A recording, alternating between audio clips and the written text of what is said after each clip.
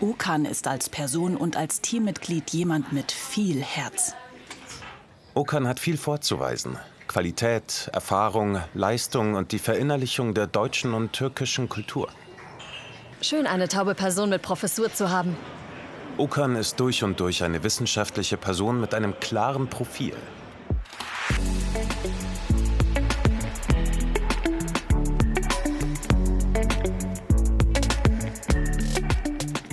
Hier an der Hochschule Magdeburg-Stendal hat Okan Kubus die Professur für Gebärdensprachdolmetschen. Gleichzeitig hat Okan die Leitung dieses Studienganges inne. So ging ein Kindheitstraum in Erfüllung. Obwohl der Weg nie einfach und mit vielen Selbstzweifeln verbunden war. Wie Okan Kubus das trotz allem erreicht hat, sehen Sie selbst. Seminar zum Thema Datenschutz, 6. Semester. Ist das derselbe Text auch für die Dolmetscherprüfung? Zum Thema Haftbefehl werden wir übernächste Woche diskutieren. Ich habe viele verschiedene Identitäten. Manchmal ist es so, dass die eine die andere überragt oder die verschiedenen Identitäten miteinander in Konkurrenz stehen. Das ist dann für mich schon auch eine Herausforderung. Und so kommen manchmal auch Selbstzweifel in mir auf, wenn ich zum Beispiel eine Stelle bekomme und ich mich dann frage, werde ich jetzt als Okan Kubus gesehen oder als eine Person, die wegen der Taubheit die Stelle bekommen hat oder wegen dem türkischen Hintergrund. Warum wurde ausgerechnet ich ausgewählt? Das lässt mich zweifeln.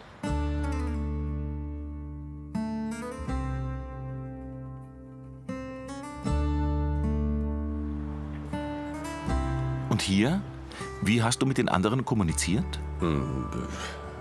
Ich weiß nicht, ganz normal. Mehr mit Händen und Füßen? Eher lautsprachlich. Konntest du gut sprechen? Ja. Wie ich habe auch gesprochen. Aber was heißt schon gut sprechen können? Ich bin taub zur Welt gekommen. Meine Eltern sind ebenfalls taub. Ich hatte also das Glück, von Anfang an Gebärdensprache zu verwenden, wofür ich sehr dankbar bin. Zum damaligen Zeitpunkt gab es noch nicht genügend gute Bildungsangebote für taube Menschen. Aber meine Großeltern haben mich in eine andere Stadt mitgenommen, die ungefähr 3 Stunden von meiner Geburtsstadt Ankara entfernt liegt. Dort gab es speziellen Sprech- und Artikulationsunterricht.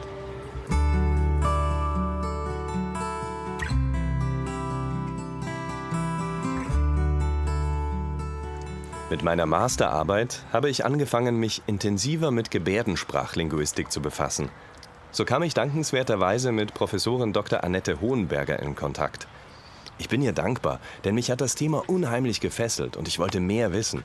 Es war ja meine Sprache, die ich auf einmal so wertvoll fand. Das war vorher nicht so. Hier begann also meine Leidenschaft für die Gebärdensprache. Das muss ungefähr um 2007 gewesen sein. Ich merkte damals auch, dass es unbedingt Personen braucht, die sich der Gebärdensprachforschung widmen, das Gebärdensprachdolmetschen erforschen und der Frage nachgehen, was das Leben von tauben Menschen ausmacht, auch im Alltag, um das bekannter zu machen. Das war damals wichtig. Also habe ich für mich entschieden, dass dies sehr wertvoll für mich ist. Ich stellte dann fest, dass es in Europa und in Amerika entsprechende Angebote dafür gab. Genau, das war 2006, als ich als frisch gebackene Assistant Professor für Cognitive Science nach Ankara gegangen bin, an die Middle East Technical University, dort ans Informatics Institute und ans Department für Cognitive Science. Und da saß er in meinen Kursen. Und ich hatte ja früher schon einen Hintergrund von Gebärdensprache. Ich habe ja in einem Forschungsprojekt bei Helen Leuninger an der Uni Frankfurt über Gebärdensprachproduktion, also deutsche Gebärdensprachproduktion, mitgeforscht und hatte den ganzen Hintergrund natürlich. Und da saß nun Okan in meinen Kursen und ich dachte, das ist wie ein Volltreffer. Da ist ein gehörloser türkischer Studierende mit türkischer Gebärdensprache. Und das war für mich eine wunderbare Fügung. Und seitdem kennen wir uns und haben zusammengearbeitet.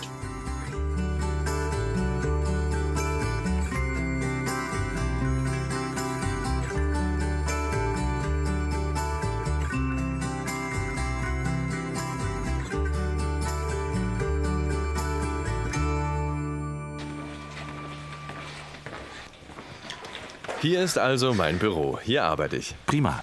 Magst du dich setzen?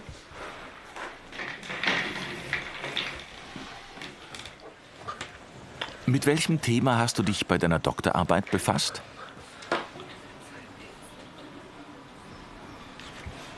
Der Schwerpunkt meiner Promotion lag im Bereich der Gebärdensprachlinguistik. Genauso wie bei meiner Masterarbeit, wo das auch der Hintergrund war.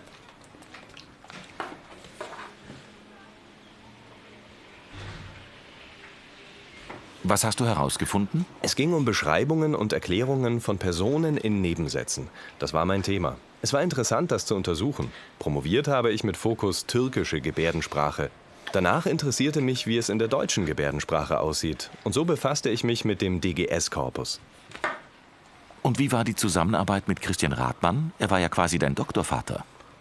Als ich nach Deutschland kam, war ich vollkommen überwältigt. In Sachen Bildung habe ich so viele Möglichkeiten erfahren, so viel Empowerment, verbunden mit der Frage, wer bin ich eigentlich als taube Person?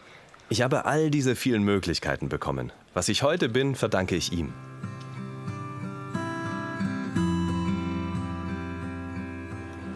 Das Doktorprojekt ist ein wichtiger Meilenstein im Bereich der Gebärdensprachenforschung. Bezüglich der Satzkonstruktion in Gebärdensprache und den Relationen untereinander, wobei auch der Einsatz der Mimik eine Berücksichtigung findet. Und es geht hierbei nicht nur um die Untersuchung einzelner Sätze. Okan hat das viel umfassender untersucht, womit das ein wirklich großer Schritt ist. Bisher wurden immer nur konkrete Sätze untersucht. Aber hierbei wurde auch eine Vielzahl von unterschiedlichen Sprachstrategien aufgezeigt, was in der zukünftigen Forschung ganz sicher von Relevanz sein wird. Also große Anerkennung dafür.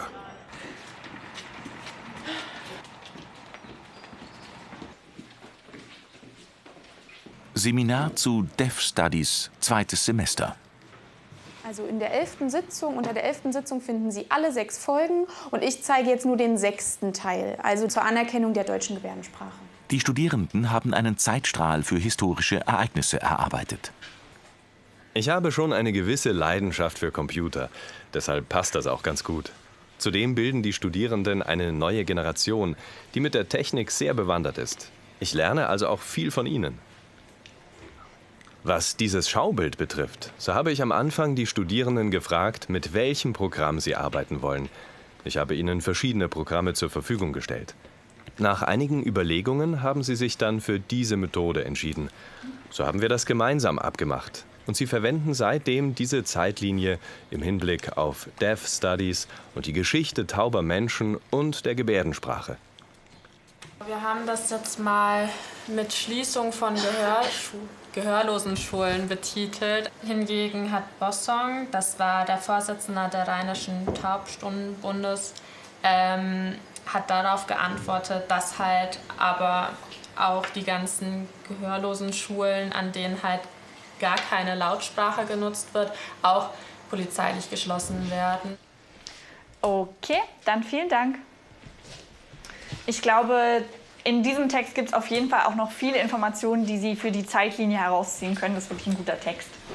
Weil die Studierenden diese Zeitlinie in eigenständigem Arbeiten mit Daten und Fakten vervollständigen, ist es leichter für sie, als wenn ich immer nur frontal unterrichte. Das ist nicht so einprägsam. Wenn Sie es aber selbst machen, lernen Sie mehr. Gleichzeitig können Sie wunderbar überblicken, was Sie bisher alles gelernt haben. Das ist viel stimmiger.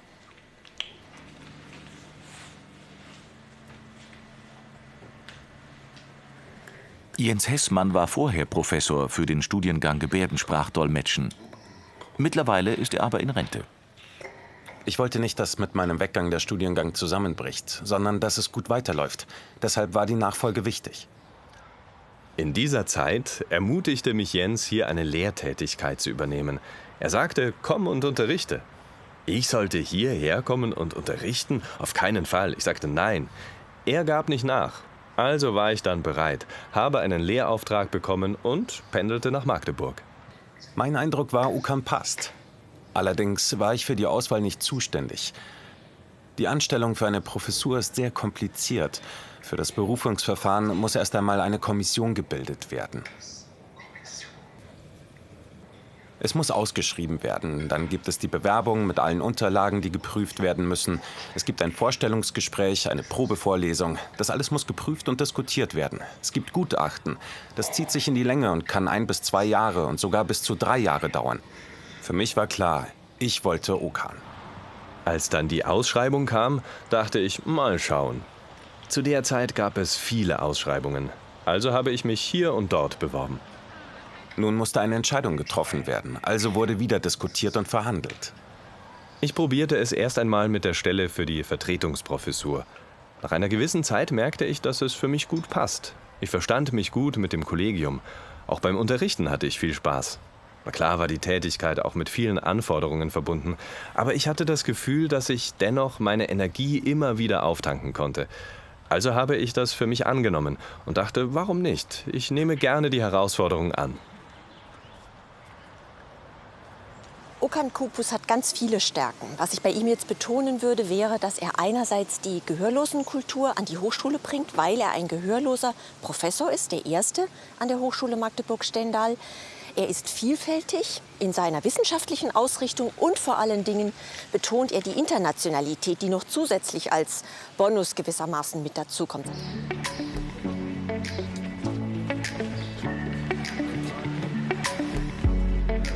Schön, dich zu sehen.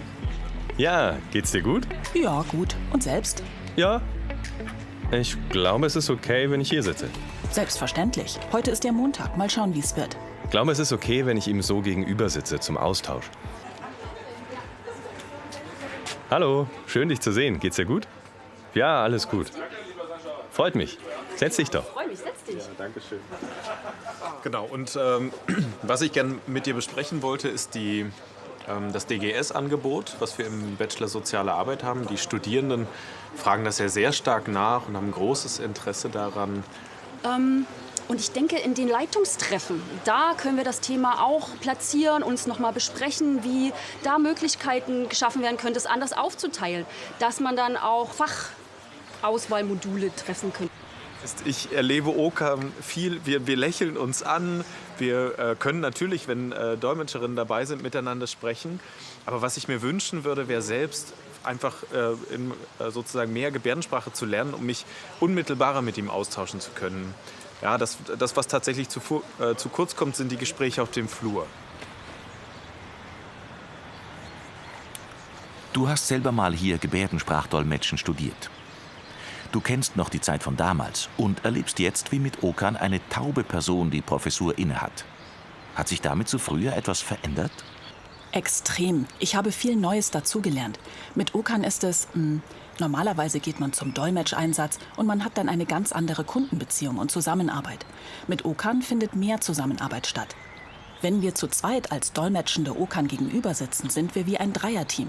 Alle sind Teil dieses Teams und arbeiten zusammen.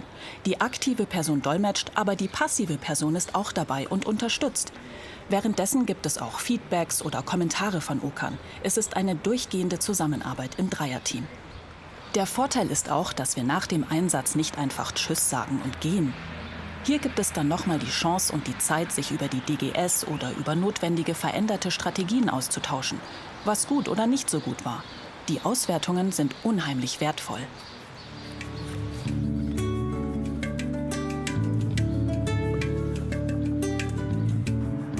Mittlerweile sind es 3 Jahre, seit ich 2019 hier angestellt wurde. Für mein hörendes Kollegium ist die Situation auch neu. Mich wahrzunehmen und zu sehen, was Kommunikation ausmacht. Und wie die Zusammenarbeit mit einer gebärdensprachlichen Person aussieht. Ich versuche immer mit Dolmetscherinnen zu agieren, damit ein gutes Verhältnis und ein Zusammenwachsen entstehen. Dafür braucht es Zeit. Ich erlebe aber mein Kollegium als sehr offen, das auch gerne mit mir zusammenarbeitet. Dennoch gibt es auch Barrieren, wie bei allen anderen tauben Menschen. Einfach mal so auf dem Flur ein Gespräch führen geht nicht. Oder gemeinsam ins Restaurant gehen und sich entspannt unterhalten. Hin und wieder kann ich natürlich eine dolmetschende Person mitnehmen. Ich könnte auch schriftlich versuchen zu kommunizieren. Das würde aber nicht ausreichen, um vollkommen involviert zu sein, wenn du mich fragst. Dafür braucht es noch viel Zeit, bis ich ganz selbstverständlich Teil des Ganzen bin. Ich nehme schon wahr, dass Freude darüber herrscht, dass ich da bin, aber dass alles selbstverständlich ist, so ist das nicht.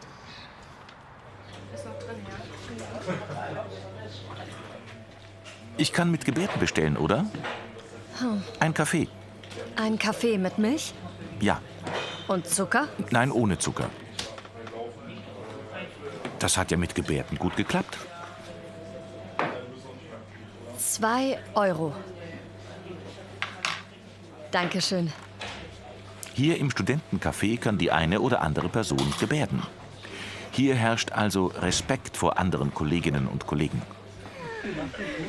Jetzt die Kugel. Mach die Kugel. Nee, das ist falsch. Vollmilch war? Das ist Milch. Nee, das ist voll. Voll. Kaffee mit Milch? Ah, voll. Wir engagieren uns hier freiwillig im Café Frösi und dann kann es natürlich auch vorkommen, dass Gehörlose vorbeikommen und einfach aus Höflichkeit befasst man sich dann mit der Thematik und fragt dann auch einfach mal nach, was jetzt Kaffee mit Milch heißt oder Kaffee mit Zucker. Genau.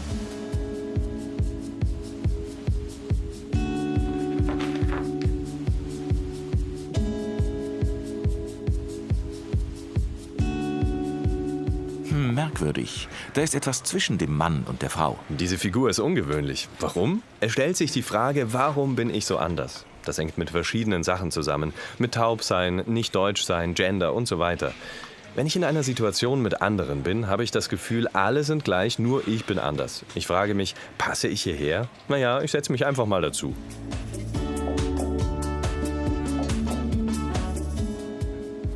Ich weiß, dass ich viel geschafft habe. Und trotzdem stelle ich mir dann die Frage, ob ich das auch verdient habe. Die Antwort ist natürlich ja. Und dennoch kommt immer mal wieder dieses Gefühl in mir hoch. Und warum? Das hängt mit meinen Kindheitserfahrungen zusammen, die anders waren. Dann ist da meine Gender-Identität, die anders ist, die strukturellen Diskriminierungserfahrungen. All diese verschiedenen Punkte können dieses Gefühl in mir hervorrufen.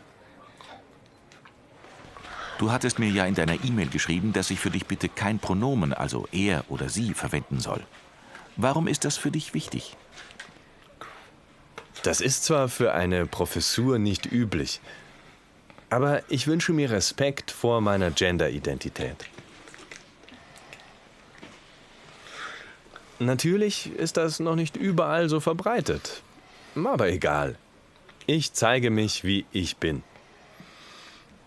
So sollen andere ein Bewusstsein dafür bekommen, wie sie mich richtig anreden und welche Pronomen sie benutzen können. Innerhalb des Kollegiums habe ich davon noch nichts mitbekommen, aber egal. Viele der Studierenden kennen das Thema aber schon. Die junge Generation ist dafür schon offen.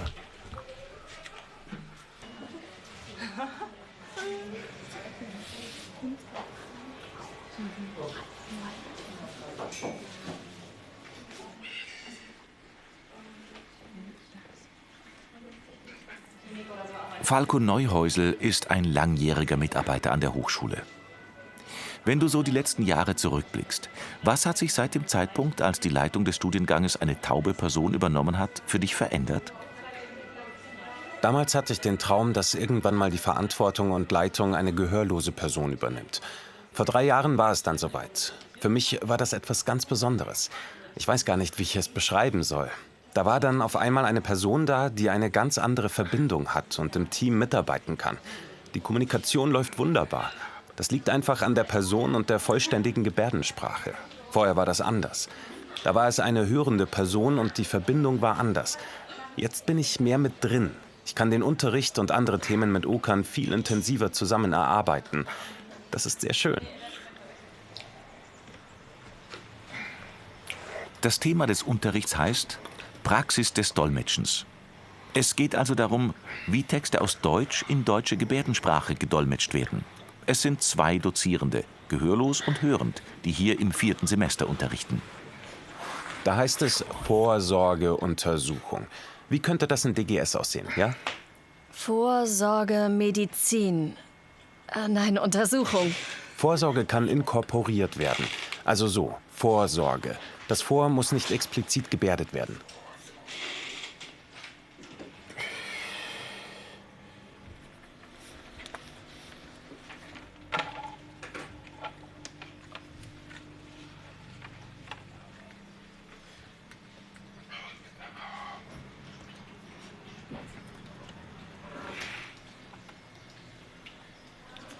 Früher war beim Dolmetschen das Maschinenmodell die Grundlage. Das hat sich mittlerweile verändert. Es geht jetzt mehr um das kulturelle Dolmetschen und den Versuch, sich den Gehörlosen individuell anzupassen und sich mehr einzufühlen. Das hat sich sehr verändert. Auch was die Machtverhältnisse betrifft, liegt die Verantwortung jetzt stärker bei Gehörlosen. Früher haben Dolmetschende mehr für die Gehörlosen agiert. Da herrscht jetzt mehr Respekt. Gehörlose und Dolmetschende müssen enger zusammenarbeiten und sich mehr vertrauen. Das hat sich schon verbessert.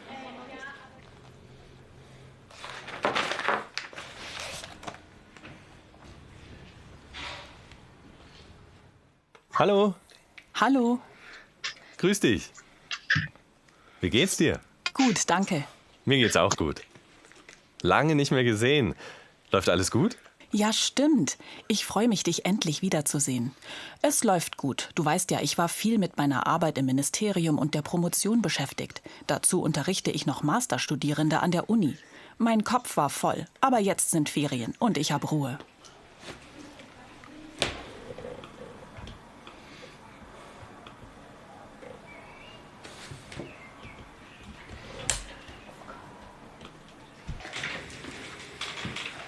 Hallo. Schön, wie ihr beide in türkischer Gebärdensprache miteinander gebärdet. Ich habe davon nichts verstanden.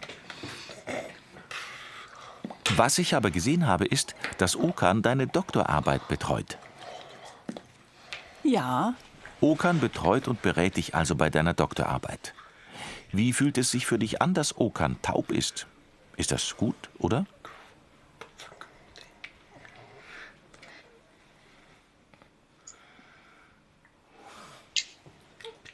Ob die Person hörend oder taub ist, macht keinen Unterschied. Über diese Frage habe ich mir vorher noch nie Gedanken gemacht. Für mich ist mehr von Bedeutung, ob jemand ein Experte ist. Ich brauche für den entsprechenden Bereich Experten, die auch mit der Forschung vertraut sind. Wir sind schon seit vielen Jahren im Austausch. Und deshalb habe ich für mich das Gefühl gehabt, das passt.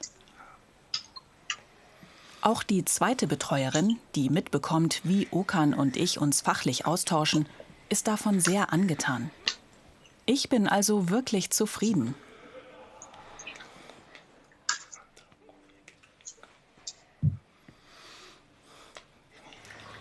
Vielen Dank für das Interview.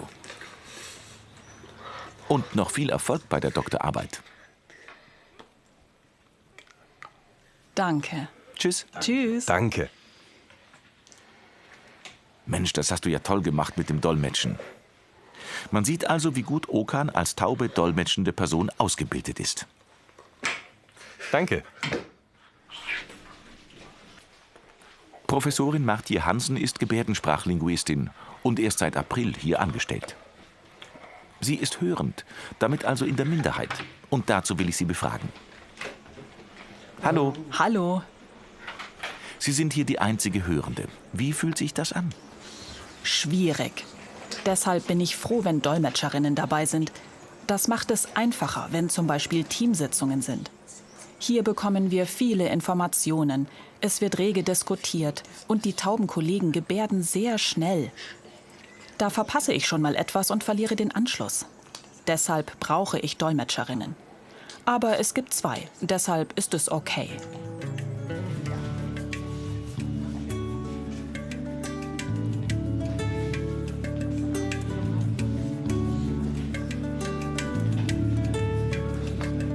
Ich glaube, die Perspektive ist anders. Zu einer hörenden Person habe ich eine andere Beziehung, weil wir uns ähnlich sind und uns lockerer austauschen können.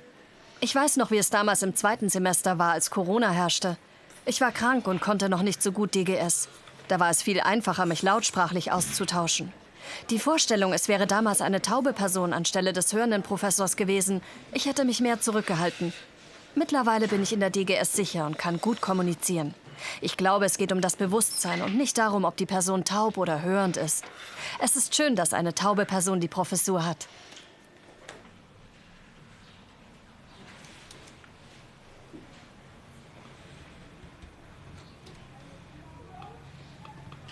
Ich bin die erste nicht-deutsche Person mit einer Professur. Dann auch die erste taube Person hier. Und vielleicht auch die erste nicht-binäre Person. Woher nimmst du den Mut, dich so offen zu zeigen? Und wie hast du es bisher geschafft, die Steine, die auf deinem Weg lagen, beiseite zu räumen? Ich glaube, glücklich sein, Authentizität sind für mich in der Kommunikation sehr wichtig. Wenn ich Anteile von mir verstecken muss, kann ich nicht wirklich authentisch sein. Umgekehrt ist es wichtig, dass alle ihre eigenen Privilegien begreifen sollten. Dafür kämpfe ich und zeige mich so, wie ich bin, damit andere begreifen, was diese Kämpfe beinhalten. Natürlich liegt im Moment hier der Fokus auf der Kommunikation untereinander, weil es da noch Barrieren gibt, dass darüber aufgeklärt werden muss, was Taubsein und was Gebärdensprache bedeutet. Die letzten 25 Jahre sind schon gut gelaufen, aber eine solche Position, wie ich sie innehabe. Natürlich gibt es solche bereits an anderen Universitäten, aber hier ist es das erste Mal, auch insgesamt im Bundesland Sachsen-Anhalt. Deshalb ist es schön, hier die Möglichkeit zu haben, Studierende entsprechend auszubilden, die in Zukunft als Dolmetschende tätig sein werden. Und andererseits kann im persönlichen Miteinander ein erlebtes Verständnis entstehen, dass sich da mehr tun muss, weil es das wirklich braucht.